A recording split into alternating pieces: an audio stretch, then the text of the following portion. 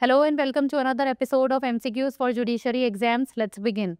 Which section of the DMR Act prohibits misleading advertisements that give false claims regarding drugs?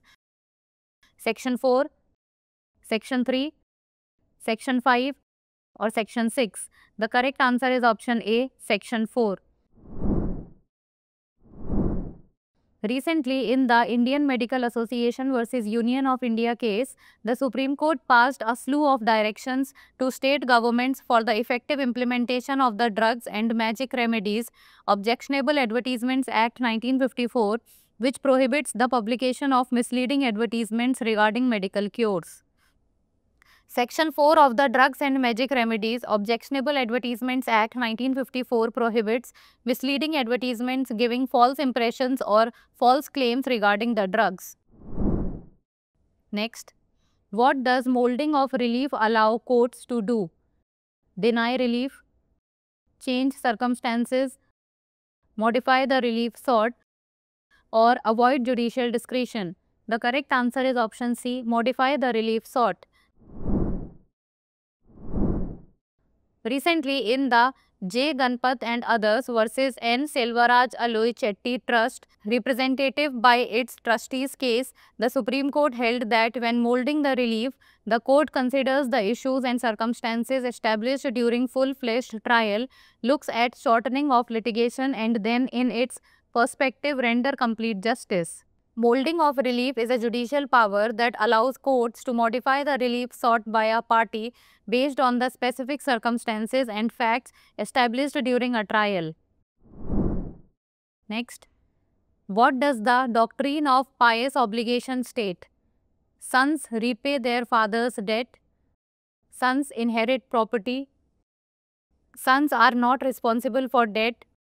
Or sons must pay only legal fees. The correct answer is option A. The doctrine of pious obligation is a principle where sons are responsible for repaying their father's debt, specifically those incurred for legal purposes, excluding immoral and unethical purposes. Next, under Section 10 of SRA, the enforcement of a specific performance is subject to which sections? Section 12 and 13, Section 11, 14 and 16, Section 5 and 8 or Section 7 and 9. The correct answer is option B.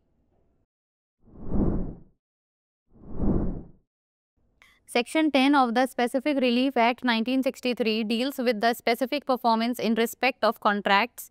The provision provides that it is mandatory for the courts to enforce specific performance of contracts.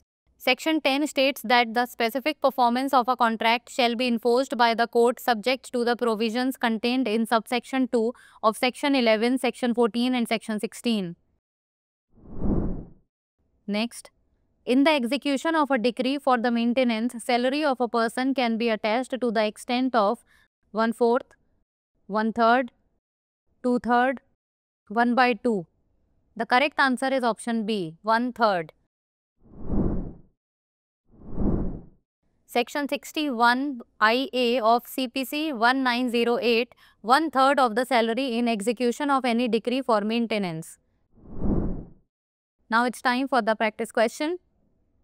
A contracts to pay B a sum of rupees 20,000 if B's house is burnt. This is contract of wager, contingent contract, contract of uncertainty or none of the above. Send the answer of this question in the comment section. That's all for today. Thank you so much for watching.